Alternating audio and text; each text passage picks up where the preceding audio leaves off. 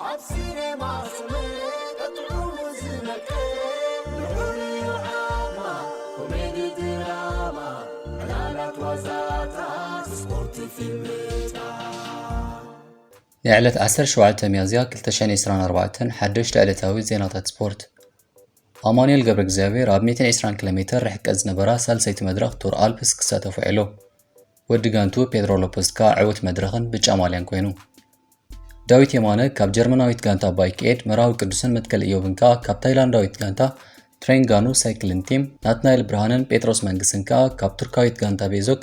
ኣብ ፕሬሲደንሻል ሳይክሊንግ ቱር ኦፍ ቱርኪ ተባሂሉ ዝፅዋዕ ሕብናይ ሃገረ ቱርኪ ዙር ክሳተፉ እዮም ላማይን ያማል ጠንቀ መብከዩ ገሊጹ ሰላም ከመይ ትውዕሉ ክቡራት ተኸታተልቲ ሲኔማ ሰመረ እንኳን ኣብዛ ቻነል ብሰላም መጻኹም ሎሙን ከመትሩ ዜናታት ስፖርት ሒዝናልኩም መጽና ኣለና ኣቀዲምና ግን ላይክ ሰብስክራይብን ሼርን ኮሜንት እንዳገበርኩም ክሰሙ ወዳታ ክትከታተሉ ብኽብር ንዕድም ሰናይ ምክትታል ኣማኑኤል ገብረ እግዚአብሔር ኣብ 120 ኪሎ ሜትር ርሕቀት ዝነበራ ሳልሰይቲ መድረኽ ቱር ኣልፕስ ክሳተፉ ዒሉ ወዲ ጋንቱ ፔድሮ ሎፔዝ ካ ዕውት መድረኽን ብጫ ማልያን ኮይኑ ሰሉስ ዕለት 17 ሚያዝያ ኣብ ኢጣልያ ዝካየድ ናይ ጎቦታት ውድድር ቱር ኣልፕስ ብናይ ሳልሳይ መድረኽ ውድድር ቀፂሉ ይውዕል ነይሩ እዛ ሎምስ ተኻይደት ናይ ሳልሳይቲ መድረኽ ውድድር ብጠቕላላ 124 ኪሎ ሜትር ርሕቀት ዝነበራ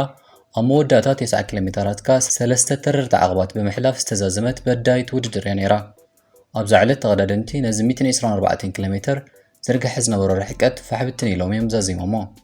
ሓደ ካብቲ ናይ ሎሚ መድረኽ ፍሉይ ተርዮ ኣብ መንጎ ውድድር ዘነበ ዝናብን ብርቱዕ ቁርን እዩ ነይሩ ብሰንኪ እዚ ሃንደበታዊ ለውጢ ናይ ኩነታት ኣየር ተቐዳደምቲ ብቁሪ ከሪዶም ክጓዓዙ እዮም ተገዲዶም ነፍሲ ወከፍ ተቐዳዳማይ ኣብዚ ዕለት ሓደ ናይ ቁርን ካልእኻ ናይ መከላኸሊ ማይ ዝኸውን ሬይንኮትን ለቢሶም እዮም ክሳብ መዛዘሚ ሕንፀት በፂሖም ኣብ መጀመርያ ርሕቀት ብሓንሳብ ነቲ ጎልጎል ዝበዝሖ 9 ኪሎ ሜትራት ዝተጓዓዙ ተቐዳደምቲ ዓባይ ጉጅለ ኣብ ከባቢ 9 ኪሎ ሜትር ኣብ ዝነበረት ጎቦ ግን ፋሕብትን ከም ዝኣተዎም እያ ጌራቶም በዚ ኸ ካብቶም ብቁሪ ከርዲዶም ከም ደርሆ ተጨባቢጦም ዝኸዱ ዝነበሩ ተቐዳደምቲ ዓባይ ጉጅለ ፔድሮ ሎፔዝ ካብ ሌድል ትሬክ ምስ ናይ ጋንታ ባርጃና ሓደ ተቐዳዳማይ ብምዃን ንቕድሚት ወፀ ስዕቦም ተቐዳዳማይ ስለ ዘይነበረኻ ከም ዘዋዛ ካብ ዓባይ ጉጅለ ክሳብ 40 ካሊታት ዝበፅሕ ፍልልያ ኣንፂፎም ተፈልዩ ተቐዳደምቲ ዓባይ ጉጅለ ብቐንዱ ኻ ወናኒ ብጫ ማልያ ቶቢያስ ፎስ ዝርከቦም ተቐዳደምቲ ግን ዝሃበዎ ግብረ መልሲ ኣይነበረን በዚ ተስፋ ዝረኸበ ፔድሮ ሎፔዝ ካ ነታ ቀዳሚት ናይ ዓቐብ ውድድር በይን ተዓወተላ ንድሕሪ ቁሊ ሒሉ ስዕቦ ከም ዘየለ ፈሊጡ እንደገና ንዝቐፀለት ሳዛሚት ናይ ዓቐብ ውድድር ደጊም ብምዕዋት ሓይልን ሞራልን ኣበሪኹ ተዓዝረ ንስዕቦ ዝነበሩ ተቐዳደምቲ ብ50 ካሊት ፍልልይ ብምንጻፍ ካ ሕንጻጽ ንበይኑ ረገጸ ፍልልይ ናይ ሎፔዝ ኣብ መወዳእታ ዝተረድኦም ናይ ግዜ መራሒ ቶቢያስ ፎስን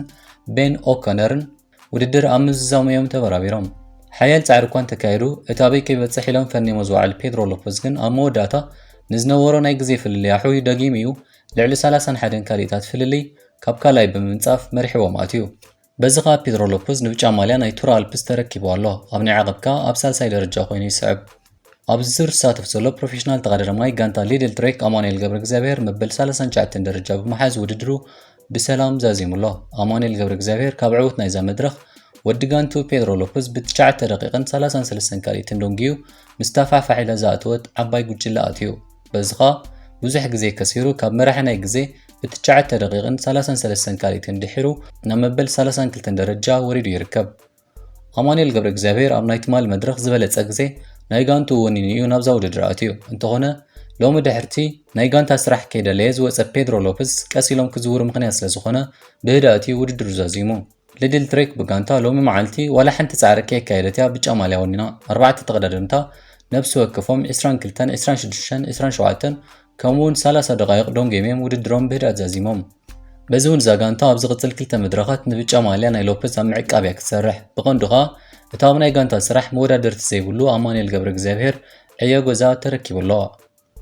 ኤማ ዋላካ ዘለዎ ወቕዓት ኣብ ምልክት ሕቶ ዝያት እንተኾነ ጋንቱ ሌድል ትሬክ ትህቦ ስራሕ ግን ዶሜስቲክ ራይደር ማለት ንደቂ ጋንቱ ዝሰርሕ ተፃዋታይ ክኸውን ጥራይ እዩ በዚ ኸ ኣብ መድረኽን ኣብ ናይ ግዜ ውድድር ክንሪኦ ዘለና ተኽእሎ ኣዝዩ ውሕድ እዩ ዝበዝሐ እዋን ዓወት ኣማኑኤል ገብረ እግዚአብሔር ብናይ ጋንታ ዓወት እዩ ዝልካዕ በዚ ኣጋጣሚ ኣብ ዝቕፅል መድረኻት ንኣማኑኤል ገብረ እግዚአብሔር ዓወትን ሰላምን ንምንየሉ ዳዊት የማነ ካብ ጀርመናዊት ጋንታ ባይክኤድ መራዊ ቅዱስን መትከል ኢዮብን ካ ካብ ታይላንዳዊት ጋንታ ትሬንጋኑ ሳይክሊንግ ቲም ናትናኤል ብርሃንን ጴጥሮስ መንግስን ካ ካብ ቱርካዊት ጋንታ ቤዞክ ኣብ ፕሬሲደንሻል ሳይክሊንግ ቱር ኦፍ ቱርኪ ተባሂሉ ዝፅዋዕ ሕብናይ ሃገረ ቱርኪ ዙር ክሳተፉ እዮም ሃገረ ቱርኪያ ሓንቲ ካብተን ብዙሕ ናይ ቅድም ሽግለታ ዙራት ሰሪዓ ዓበይቲ ውድድራት ተካይድ ሃገር እያ። ኣብዚ ሃገር በብከተማታትን ዞባታትን ዝውደብ ውድድራት ብምድላው ሓያላት ተቐዳደምቲ ዝሳተፍዎ ውድድር ምርኣይ ልሙድ እንዳኾነ ይመጽእ ኣሎ። ኣቐድማ ኣቢሉ ኣብዚ ሃገር ኣብ ዝተኻየደ ዙር አንታልያ ዮኤል ሃብታብን ዳዊት የማንን ካብ ባይኬ ደሚቖም ከም ዝወፁ ኣይርስዕን። ኣብዚ ግዜ ኸ 5 ኤርትራውያን ፕሮፌሽናል ተቐዳደምቲ ብሓንሳብ ክወዳደርሉ ልዑል ተኽእሎ ዘለዎ ዙር ፕሬሲደንሻል ሳይክሊንግ ቱር ኦፍ ቱርኪ ተሰሪዑ ክጅምር 5 መዓልትታት ጥራይ ተሪፉ ኣሎ። እዚ ሶኒ ዕለት 21 ሚያዝያ ዝጅምር ቱር ናይ ዩሲኣይ ናይ 2 ደረጃ ምዕቀን ዘለዎ እዩ። ፕሬሲደንሻል ሳይክሊንግ ቱር ኦፍ ቱርኪ ኣብ ውሽጢ 8 መድረኻት ዝተጠቓለለ ካብ አንታልያ ዝብገስ ኣብ መወዳእታ ኸ ኣብ ኢስታንቡል ዝዛዘም 1188 ኪሎ ሜትር ርሕቀት ዝዝርጋሕ ውድድር እዩ። ክሳብ ሕጂ ኣካየድቲ ናይዚ ውድድር 165 ተቐዳደምቲ ናይ ዝተፈላለያ ጋንታታት ኣብ ዛዕቢ ቱር ከም ዝሳተፉ ገሊፆም ኣለዉ። ካብዞም ክሳብ ሕጂ 165 በፂሖም ዘለዉ ተቐዳደምቲ እቶም 5 ኤርትራውያን ፕሮፌሽናል ተቐዳደምቲ እዮም። እዞም 5 ተቐዳደምቲ ዳዊት የማነ ካብ ጀርመናዊት ጋንታ ባይክኤድ መራዊ ቅዱስን መትከልዮብን ካብ ታይላንዳዊት ጋንታ ትሬንጋኑ ሳይክሊንግ ቲም ናትናኤል ብርሃንን ጴጥሮስ መንክስን ከዓ ካብ ቱርካዊት ጋንታ ቤዞክ እዮም። እሶም ተቐዳደምቲ ኣብ ጋንታታቶም ኣዝዮም ኣገደስቲ ተቐዳደምቲ ኮይኖም ንጋንታታቶም መሪሖም ዝኣትዉ ተቐዳደምቲ እውን እዮም። መራዊ ቅዱስ ንትሬንጋኑ መሪሑ ኣብ ዓወት ከብፀሐ ሓርያቶ ዘላ ተቐዳዳማ እዩ። ኣቐዲሙ ንመራዊ ኣብ ቀዳማይ ተሳትፎ ምዛ ጋንታ ኣብ ዙር ኣልኡላ ሳዑዲ ዓረብን ኣብ ዙር ዖማንን ምስ ብሉፃት 10 ናይ ግዜ ተሰሪዓ ክትዛዘም ኣኺልዋ እዩ። ብዘይካ ዝወዲ ጋንትኡ መትከልዮብ እውን ቅድሚ 3 ሰሙን ኣብ ዙር ታይዋን ኣደናቂ ብቕዓት ብምንፅብራቕ ኣብ ናይ ዓቐብ ተወዳዳሪ ኮይኑ ወፅእ እዩ።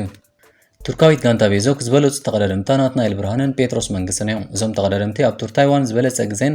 ውፅኢትን ብምሓዝ ጋንቶም ዘድሓኑ ተቐዳደምቲ እዮም። ኣብቲ ናይ ታይዋን ዙር ጋንታ ቤዞክ ካብ 5 ተቐዳደምቲ 2 ተቐዳደምታ ውድድር ስለ ዘቋረፁ 3 ተቐዳደምቲ ሒዛ ጥራያ ተሪፋ። እቶም ክልተ ኸ ጴጥሮስ መንግስን ናትናኤል ብርሃንን እዮም ነይሮም። ኣብ ጀርመናዊት ጋንታ ባይኬድ እንተመፂና ዳዊት የማነን ዮኤል ሃብታብን ዝበለፁ ተቐዳደምቲ ናይታ ጋንታ እዮም። ዳዊት የማነ በዚ ሕጂ ወፂእ ዘሎ ኣስማ ተሳተፍቲ መሰረት ኣብዚ ውድድር እንተተሳቲፉ ከመዝግቦ ዝኽእል ዓወት ፍሉጥ እዩ። እንተኾነ መብዛሕትኡ ግዜ ዝርዝር ተቐዳደምቲ ኣብ መወዳእታ መዓልቲ ወግዓዊ ስለ ዝኸውን ናይ ዳዊት የማነ ምስታፍ ኣብቲ መዓልቲ እዩ ክረጋገጽ። ክሳብ ሕጂ ግን ኣብ ዝርዝር ተሳተፍቲ ናይቲ ውድድር ኮይኑ ኣብ ወግዓዊ መርበብ ሓበሬታ ናይቲ ውድድር ተዘርዚሩ ኣሎ። ነዞም 5 ብሉፃት ተቐዳደምቲ ዓወት ንርኢሎም። ላማይን ያማል ጠንቂ መብከዩ ገሊጹ። ትማሊ ሰሉስ ኣዒንቲ ማዕከና ዜና ዓለም ሰሪቡ ዝሓደረ ግጠም ባርሴሎናን ፒኤጅን ብድራማዊ መገዲ ተዛዚሙ። ኣብቲ ባርሴሎና ብጉድለት ተኸላኸልታ ዝተቐፃዕትሉ ግጠም 4-1 ተሳዒራ። ድሕሪ ዝሃንደበት ኣብ መበል 29 ደቂቕ ብዝተፈጥረ ናይ ኣራውሆ ምስጓግ ንቀዳመይቲ ጎል ባርሳን ተኸላኸልቲ ፒኤጅ ገሚዑ ዝሃንደሰ ወዲ 16 ዓመት ላማይን ያማል ካብ ሜዳ ተቐይሩ ክወፅእ ተገዲዱ እዩ። ኣማራፂ እኳ እንተዘይነበረ ብምውፅኡ ግን ሕጉስ ኣይነበረን። ድሒሩ ዝሰዓበ መሪር ስዕረት ጋንቱ ባርሳ ግን ነዚ መንእሰይ ከም ዝበኪዩ ገይርዎ። ድሕርቲ ግጥም ከዓ ያማል ከምዚ ክብል ምክንያት መብከዩ ገሊጹ። ክሳብ ሕጂ ቃንዛ ዝስማዓን ዘሎ ኣነ ክንሓልፍ ኢለ ጥራየ ዝሓስብ ነይረ 9 ደቂቕ ሙሉእ ክፃወትን ጎል ከዓ ከመዝግብኒ ድሌተይ ነይሩ ተቐይረ ምውፀይ ኣሕሪቕኒ እዩ ካብ ኩሉ ግን ምትራፍና ኣብኪኒ ክብል ይሓቢሩ። ዝኸበርኩም ተኸታተልትና ናይ ሎም መደብና ነዚ ይመስል። ኣብ ዝቕፅል መደብና የራኽበና ሰሰና እዩ።